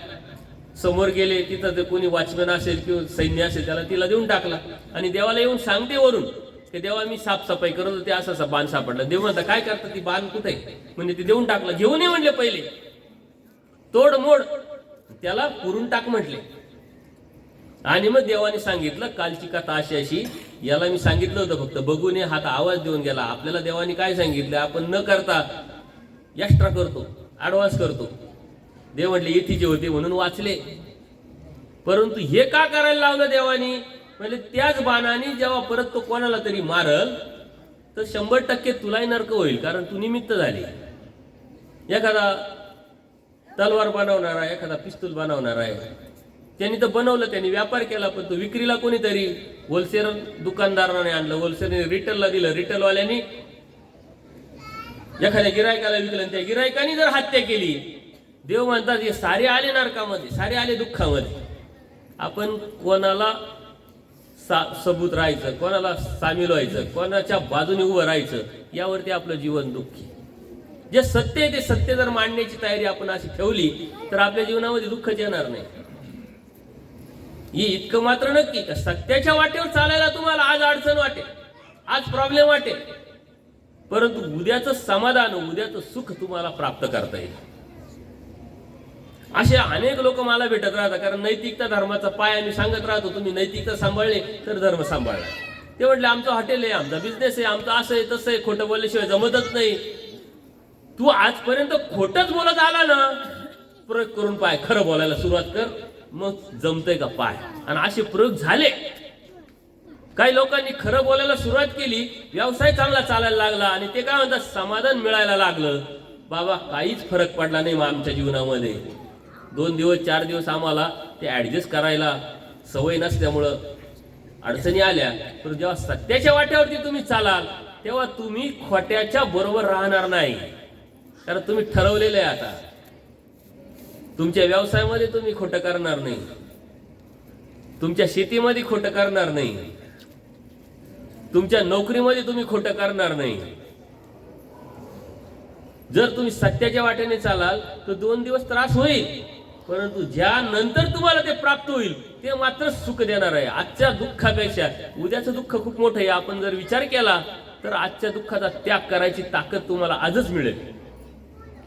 आज होतंय थोडं दुःख सत्याच्या वाटेवर चालल्यामुळं, पण जर नाही चाललो तर उद्या खूप मोठं दुःख होणार आहे. ते मोठं दुःख नकोय म्हणून आज थोडंसं दुःख सहन केलं तर काहीच हरकत नाही. फायदा आहे आपला. आजच्या सुखापेक्षा उद्याचं सुख खूप मोठं आहे. आज सुख कशाचं आहे? खोटं बोलून 2 पैसे कमवले, खोटं बोलून व्यवसाय केला, खोटं बोलून असं केलं, खोटं बोलून तसं केलं.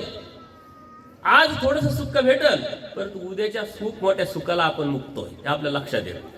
सत्याच्या वाटेवर देव म्हणतात गमतीनं सुद्धा खोटं बोलायचं नाही, गमतीनं सुद्धा चुकीचं वागायचं नाही, चुकीचं बोलायचं नाही.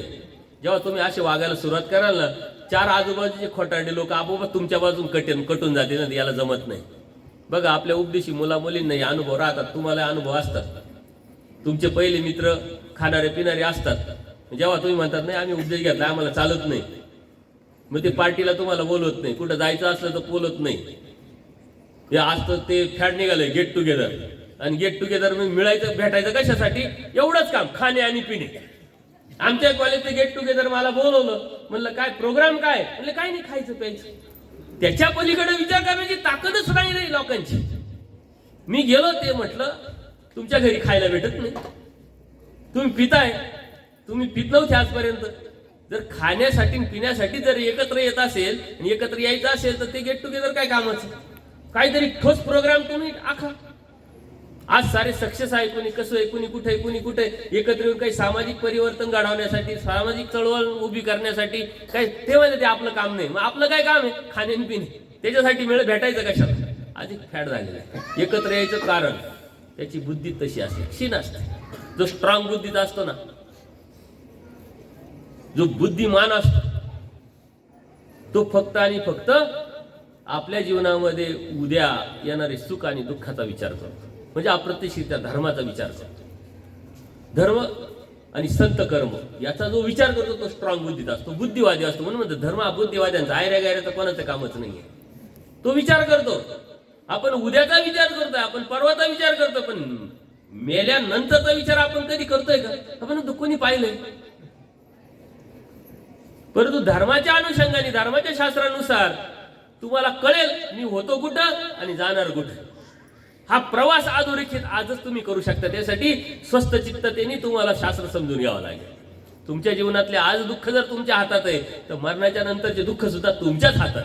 मरणाच्या नंतरचे सुख सुद्धा तुमच्याच हातात आहे, दुसरे कोणाच्याच हातात नाही. त्याच्यामुळं देव सांगतात तत्वज्ञानातून, काय सांगतात तर कशालाही निमित्त व्हायचं नाहीये, खोट्या गोष्टीला निमित्त व्हायचं नाहीये, चुकीच्या व्यक्तीचा सबूत म्हणून राहायचं नाहीये. त्याचा त्रास होतो आजकाल आपल्याला. बघा कर्ज वगैरे लोन काढायचं जामीनदार व्हावं लागतं. आता ती बी सिस्टम कमी झाली. तुम्ही खूप चांगले आहात, परंतु ज्याला तुम्ही जामीन झाले तो फॉल्टी घाला तर तुम्हाला सुद्धा लोन भेटत नाही. आता इतकं अवघड झालंय.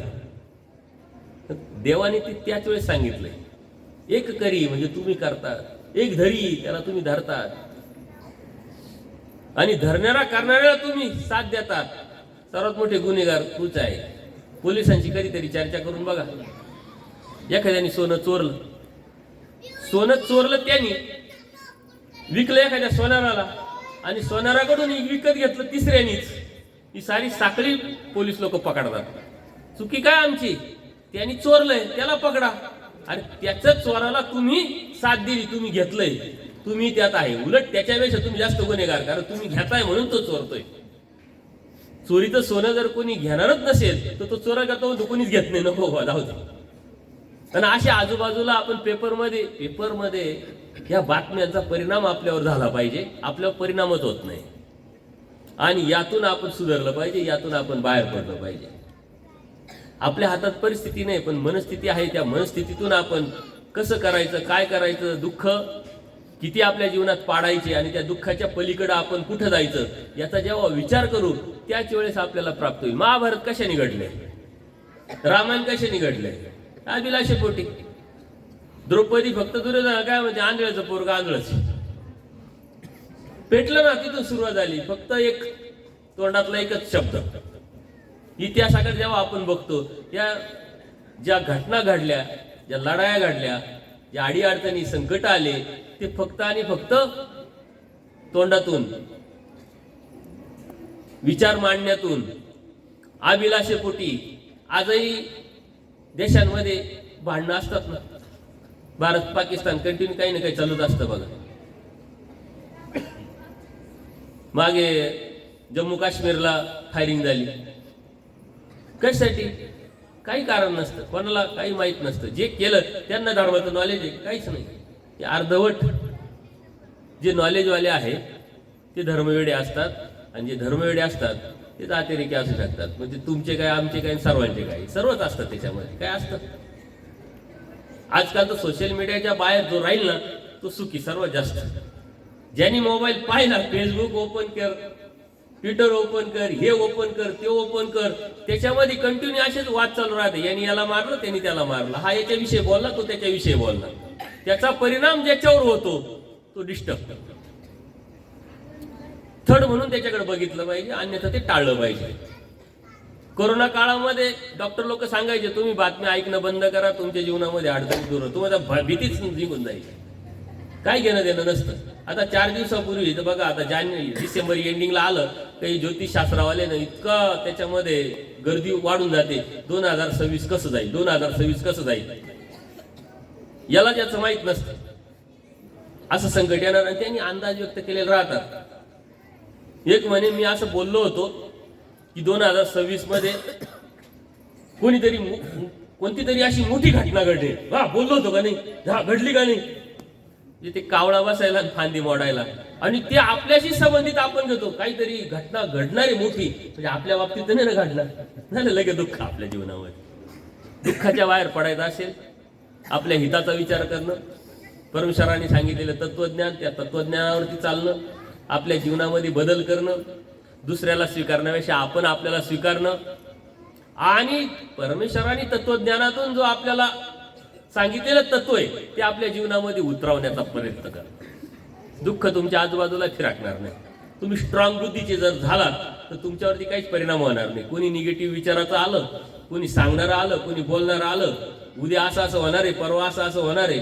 मी 10वीत असताना एक गोष्ट आली होती, तुम्हाला आणून क्लायला पडणार आहे म्हणे, सारं जग बुडी होणार आहे, खाऊन घ्या, कुणी काय. त्यातले दूरदृष्टिकोनवाले होते काहीतरी हुशार लोक, म्हणले खायला पडणार आहे, काय करतो ती जमीन विकून टाक, घेणार राहत. काहींनी जमिनी गोळा केल्या, काहींनी इस्टेटी गोळा केल्या, आणि काहींनी जमिनी विकून नंतर विकारी झाली.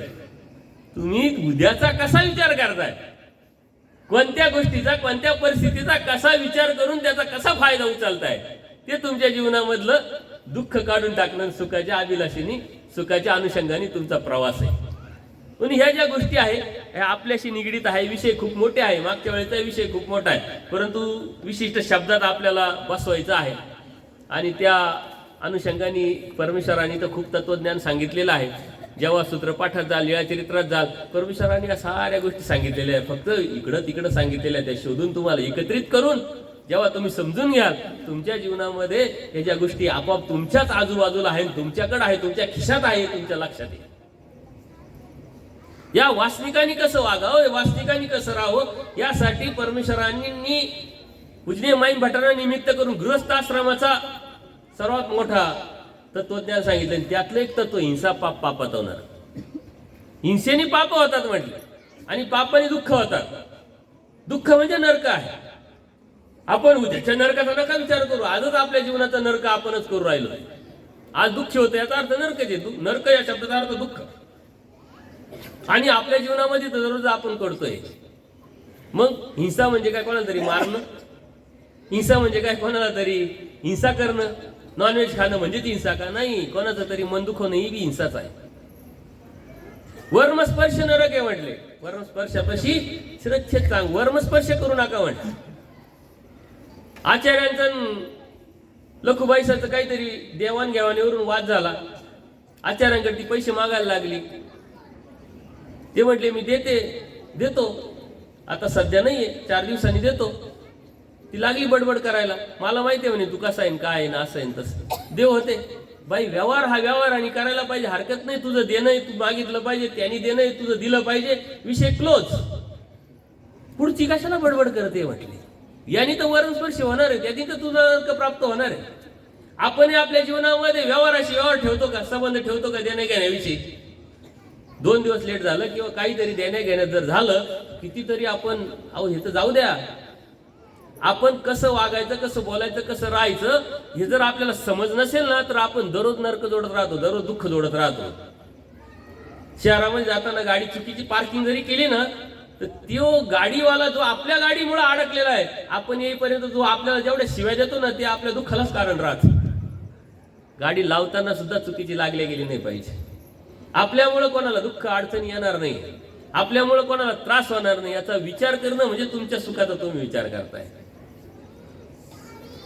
तो विचार आपण कधीच करत नाही, चिंतन आपण कधीच करत नाही. एवढंच रडत राहतो, माझ्या जीवनात का दुःख हो. मी दररोज देवपूजा करते, आताच क्रिया केली, आताच पारायण केलं, आताच स्नान करून आलो, आताच पंचावतार उपार केला. मागच्या पौर्णिमेला तर आमचीच पंगत होती, तरी असं का व्हावं, असं का व्हावं. हे आपण मिळवले असतं.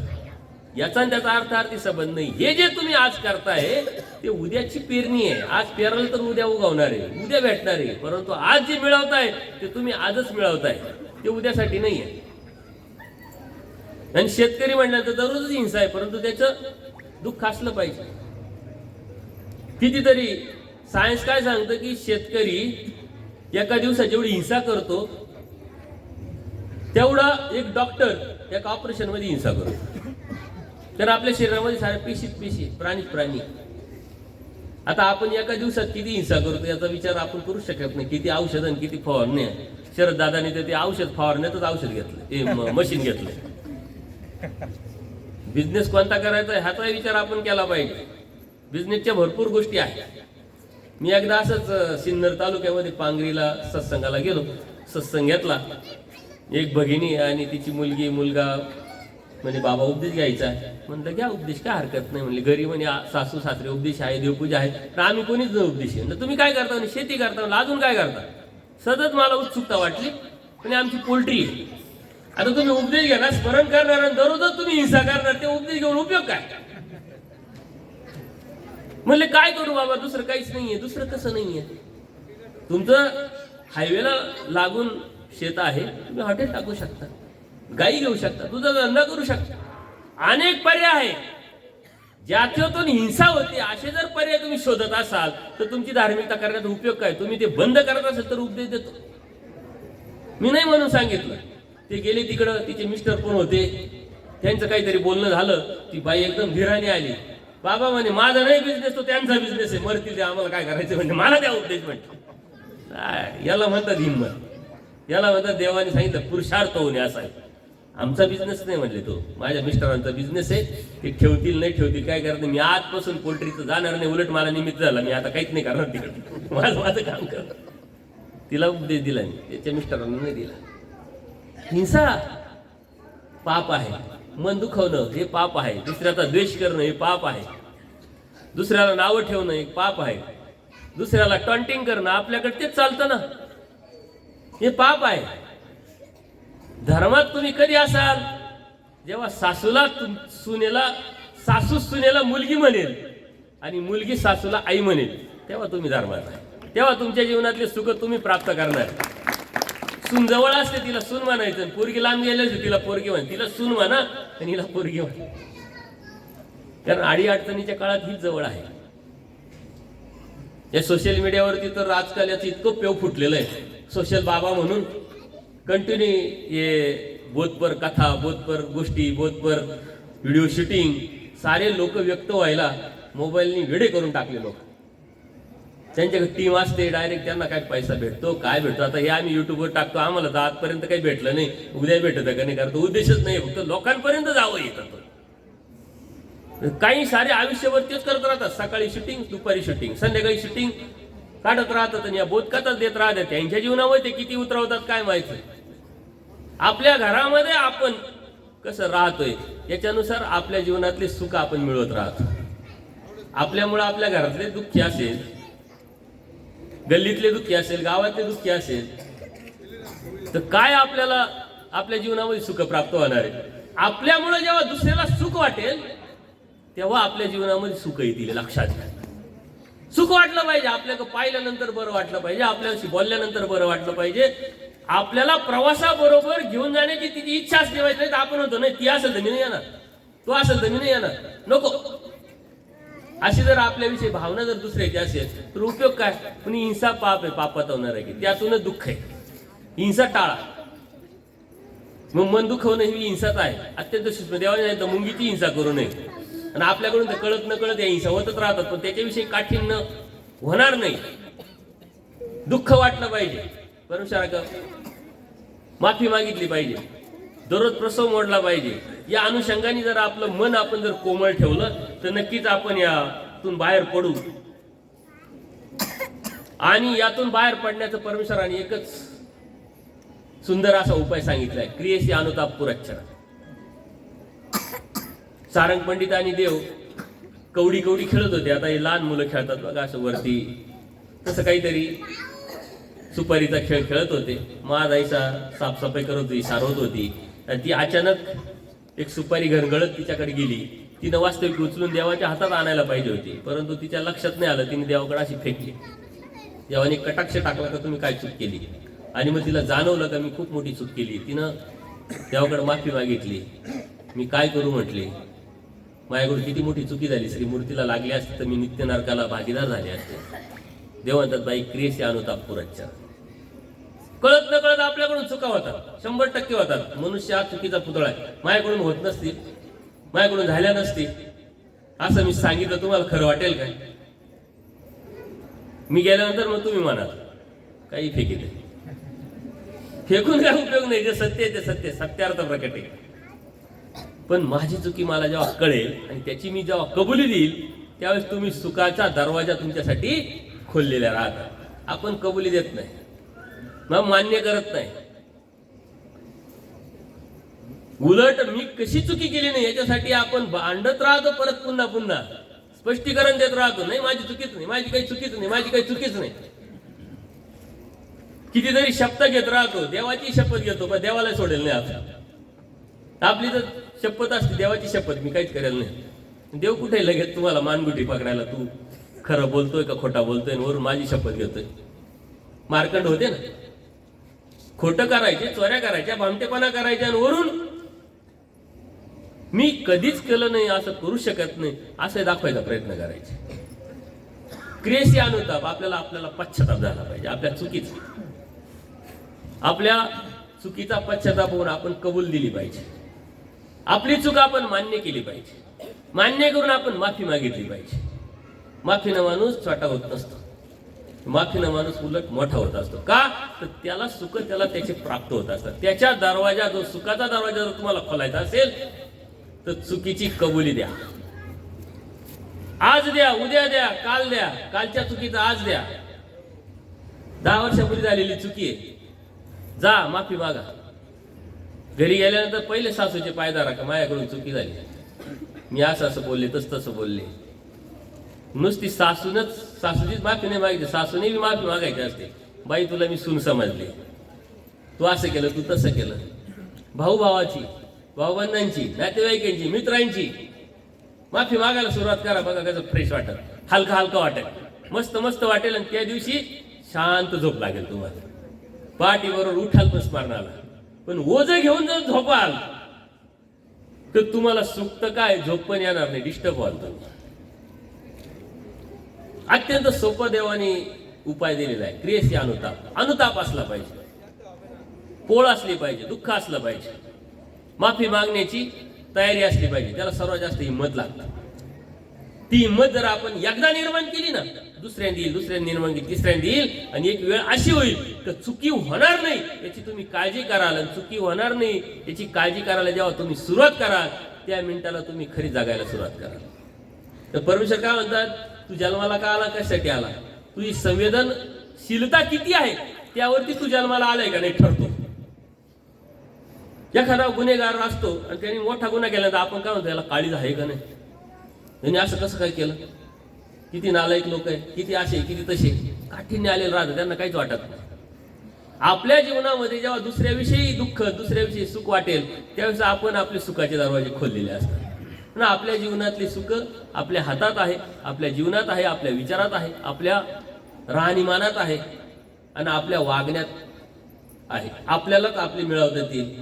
म्हणून सुख काय आहे, दुःख काय आहे, या सुख दुःखाच्या हिंदोळ्यावरती आपलं जीवन आपण व्यतीत करत असतो.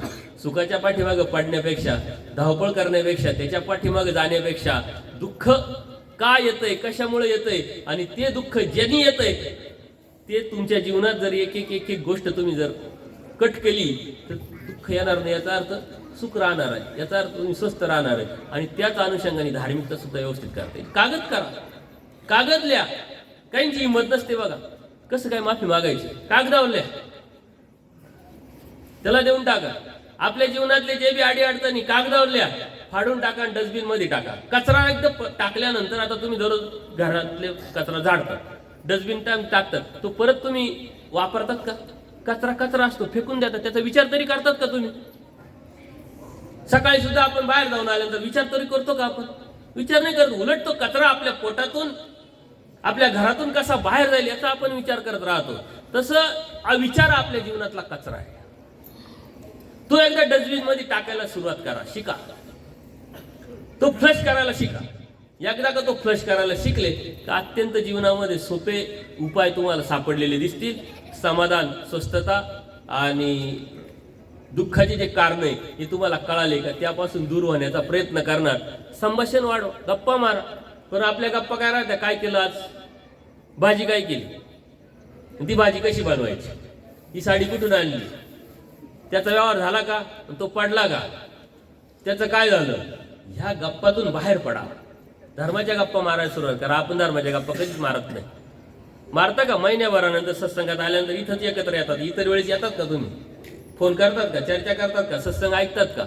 त्या साऱ्या गोष्टी सत्संग ऐकायला शिकले पाहिजे. आता अनिल दादांनी सांगितलं सत्संगाचं महत्व. मागच्या वेळेस तो सत्संग मी तिथं घेतला. सत्संगाचं महत्व किती मोठं आहे आपल्या जीवनामध्ये. जीवनाला आकार द्यायचा असेल तर तुम्हाला सत्संगात राहावं लागेल. सत्संगात राहणं अप्रत्यक्षरित्या आपल्या हिताचा विचार करणं, आपल्या फायद्याचा विचार करणं, आपल्या सुखाचा विचार करणं, आपल्या दुःखाच्या परिसीमा ज्या आहे त्या काढून टाका आपल्या जीवनातून. आपल्या जीवनातल्या अडी अडचणी, दुःख दूर करणं हे अध्यात्माचं खरं कारण आहे. हे अध्यात्माचं खरं ध्येय आहे. अध्यात्मात आहे, आपण धार्मिकता करतोय परंतु याच्या बाहेरच नाहीये तो उपयोग नाही. याच्या बाहेर पडा याचा अर्थ अध्यात्मात खऱ्या अर्थाने या. परमेश्वराची भक्ती करतोय म्हणजे नेमकी करायची काय भक्ती? भक्ती म्हणजेच ही आहे. भक्ती म्हणजे पूजा नाही आहे. दररोजची पूजा करणं. आम्ही भक्ती करतो, स्मरण करतो, स्नान करतो. भक्ती म्हणजे आपल्या जीवनातला बदल, आणि तो बदल आपल्या जीवनाशी जो निगडीत आहे तो करून घेणं, त्याला साधना म्हणताय.